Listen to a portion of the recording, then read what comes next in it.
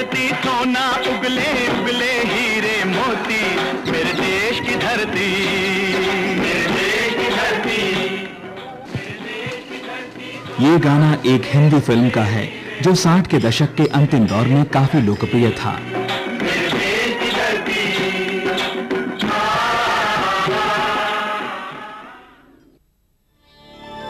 और ये महज संयोग नहीं था, बल्कि इस बात का सूचक था कि उस दौर में कृषि कितनी महत्वपूर्ण थी।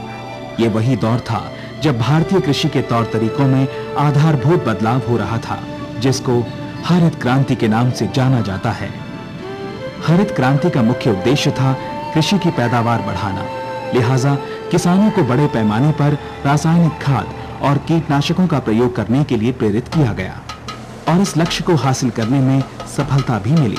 खासकर उत्पादन के लिहाज से तो ये वरदान साबित हुआ और यही वजह है कि देश में पहले जहां खाद्यान्नों की भारी कमी रहती थी, वहीं आज अनाजों का समुचित भंडार है। लेकिन हरित क्रांति के दौरान जिस हिसाब से रासायनिक खाद और कीटनाशकों का इस्तेमाल हो रहा था, इन रासायनों के हानिकारक प्रभाव भी धीरे-धीरे सामने आने लगे। लोगों के स्वास्थ्य पर तो इसका असर पड़ा ही, पर्यावरण को भी इससे काफी नुकसान हुआ और वैज्ञानिकों ने ये साबित भी कर दिया कि इसकी सबसे बड़ी वजह है रासायनों का अधिक मात्रा में प्रयोग। इनके दुष्प्रभाव का अंदाजा इस बात से भी लगाया जा सकता है कि सन 1960 में जहां केवल 3 लाख टन खाद का इस्तेमाल हुआ, वहीं सन 2000 में ये आंकड़ा 1 करोड़ 70 लाख टन तक पहुंच गया था। खाद के अलावा इस दौरान कीटनाशकों का इस्तेमाल भी काफी तेजी से बढ़ा। हालांकि ये इसी का नतीजा था कि 1960 में कुल 82 मिलियन टन के मुकाबले सन 2000 में कुल 100 मिलियन टन अनाज का उत्पादन हुआ। लेकिन रासायनों और कीटनाशकों की खपत और अनाज उत्पादन के आंकड़ों को देखें तो ये साफ हो जाता है कि प्रति इकाई खाद की खपत के मुकाबले खाद्यान्न उत्पादन की बढ़ोतरी की दर में लगातार गिरावट आई है। मगर इस मुश्किल का हल है और वो है सदियों पुराने प्राकृतिक तरीके यानी जैविक खेती में। ये एक ऐसा माध्यम है जो पर्यावरण और सामाजिक परिप्रेक्ष्य को ध्यान में रखता है। इसमें रासायनों का उपयोग नहीं होता है। ये जैविक कृषि जमीन की उर्वरक क्षमता भी बरकरार रखती है। जैविक कृषि की सबसे महत्वपूर्ण बात है इसका व्यावसायिक औचित्य, खासतौर पर निर्यात को लेकर। दुनिया भर में जैविक उत्पादों की मांग तेजी से बढ़ रही है। उद्योग के आंकड़ों के मुताबिक दुनिया भर की जैविक खाद्य की मांग 1997 के $13 बिलियन के मुकाबले 2006 में $100 बिलियन के आंकड़े को पार कर जाएगी। जैविक कृषि जहां कृषि उत्पाद को लंबे समय तक बरकरार रखती है, वहीं पर्यावरण के लिए भी फायदेमंद है। जैविक कृषि का सीधा मतलब है रासायन मुक्त मिट्टी, बेहतर जैव विविधता और मिट्टी की उर्वरता को बनाए रखना तथा स्थानीय स्तर पर रोजगार के बेहतर अवसर उपलब्ध कराना। जैविक खेती का एक महत्वपूर्ण पहलू है विविधता। ऐसा ही एक विकल्प है डेयरी फार्मिंग।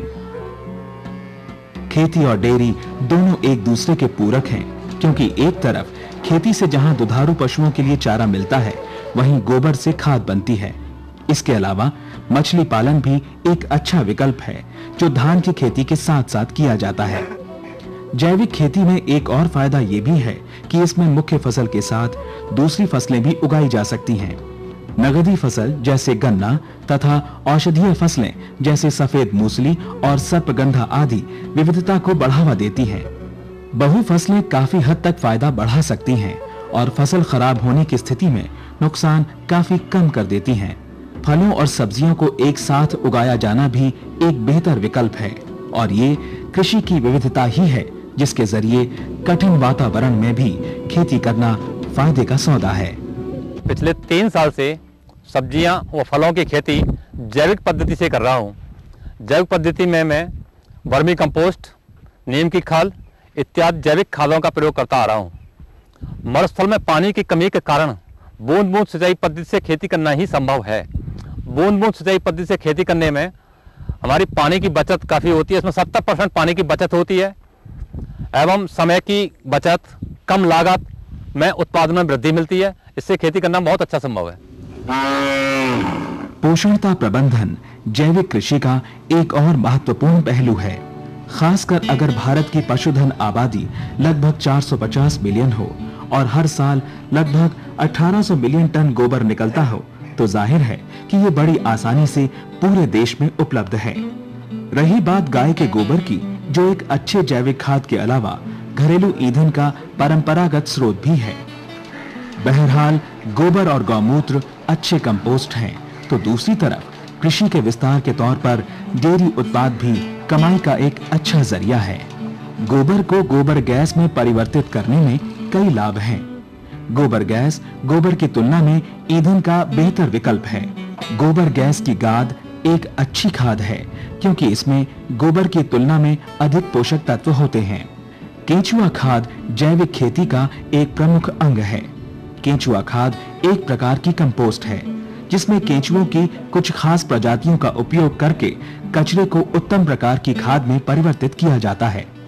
संक्षेप में हम कह सकते हैं कि ये कचरे को सोना बनाने का एक अच्छा उपाय है।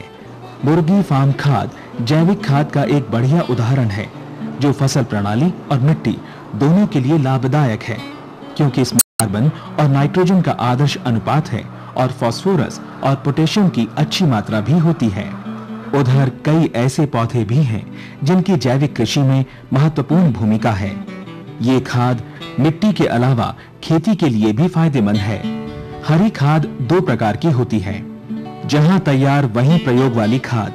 ऐसी हरी खाद जिस खेत में बनाई जाती है वो उसी खेत में इस्तेमाल भी कर ली जाती है। इसके अंतर्गत ढांचा और पिले पसेरा प्रमुख हैं। हरी पत्तियों की खाद ये बंजर जमीन और जंगलों में उगी झाड़ियों और पेड़ों से पत्तियों को इकट्ठा करके बनाई जाती है। इन झाड़ियों में कारंज और सुबाबुल आदि प्रमुख हैं। कंपोस्ट भी एक जैविक खाद है जो सड़ी गली चीजों से बनती है और ये सड़ी गली चीजें कुछ और नहीं बल्कि फसलों के कचरे, खरपतवार और खेत का कचरा ही होता है। कंपोस्ट सस्ता होता है और इसको बड़ी आसानी से बनाया जा सकता है। इससे मिट्टी की उर्वरता भी काफी बढ़ती है। इसी प्रकार जैव उर्वरक भी कुछ सूक्ष्म जीवों की किस्म हैं जिनका प्रयोग बीज, जड़ों एवं मिट्टी के साथ किया जाता है जो अपनी जैविक क्रियाओं के द्वारा पोषक तत्वों की उपलब्धता को बढ़ाते हैं।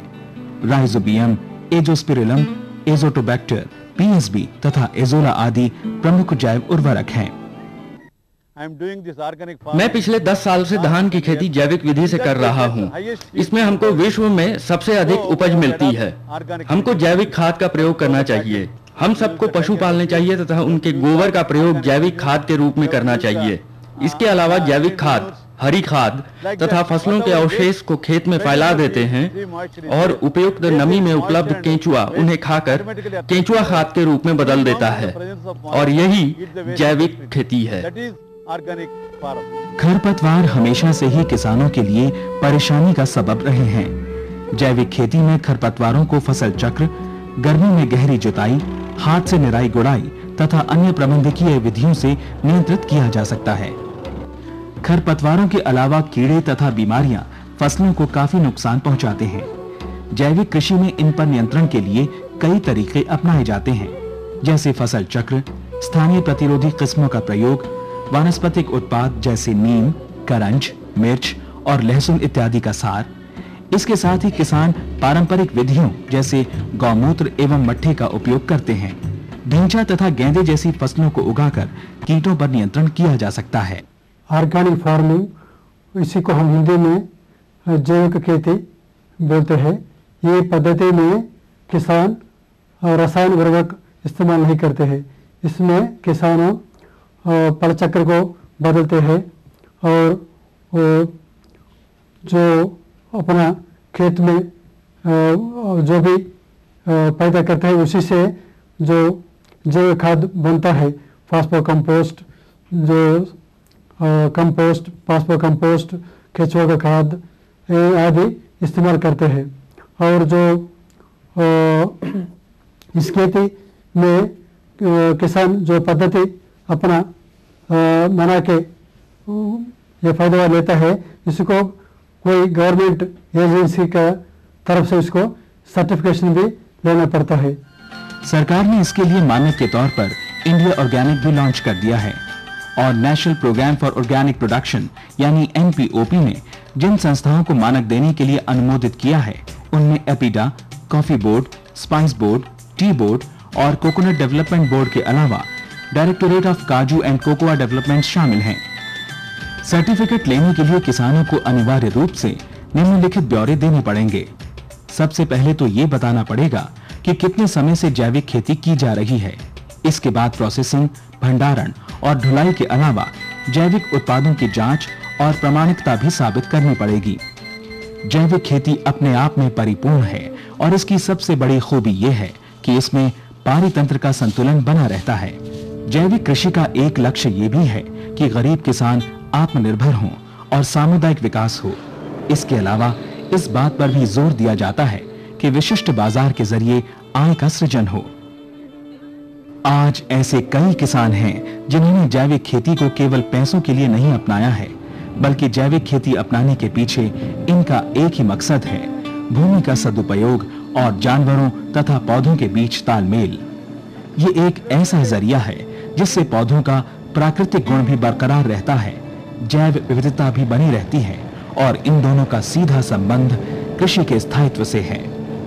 अब ये साबित हो गया है कि जैविक खेती से आय भी बढ़ती है और प्रति इकाई मजदूरी भी।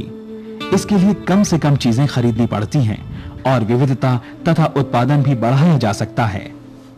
जहां तक जैविक खेती का सवाल है, तो भारत के जिन राज्यों में इसकी अच्छी संभावना है, उनमें उत्तर पूर्वी राज्यों के अलावा मध्य प्रदेश, हरियाणा, उत्तर प्रदेश, महाराष्ट्र, तमिलनाडु और कर्नाटक सबसे प्रमुख हैं। हालांकि जहां तक जैविक खेती का सवाल है, भारत में अभी केवल नाम मात्र की जैविक खेती हो रही है, लेकिन अभी से ये संकेत मिल रहा है कि जल्दी ही इसका काफी विस्तार होगा और देश के दूर दराज के इलाकों में भी जैविक खेती पहुंच जाएगी। और यदि ऐसा होता है तो इससे लाखों की संख्या में लोगों का जीवन खुशहाल हो जाएगा। तो आइए हम शुरू करते हैं अपना सफर एक सुनहरे कल के लिए।